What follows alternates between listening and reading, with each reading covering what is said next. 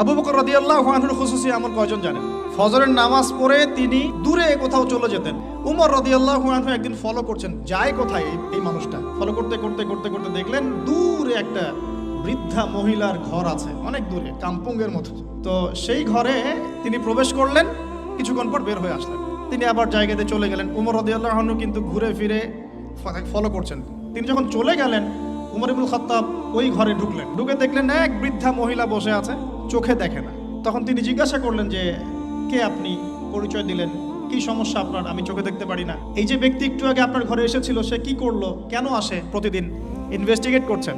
তখন ওই বৃদ্ধা বলছেন, এক ব্যক্তি আসে প্রতিদিন ফজরের পরে, এসে আমার ঘরের কাজকর্ম করে দিয়ে যায়, আমি জানি না সে ব্যক্তিকে, আল্লাহ তার ভালো করুক। উমর রাদিয়াল্লাহু আনহু তখন চোখ দিয়ে দরদর করে পানি পড়তে লাগলো আর বলতে লাগলেন যে হে মুসলিম জাহানের খলিফা, আপনি পরবর্তী খলিফাদের জন্য রাস্তা কতই না কঠিন করে দিলেন।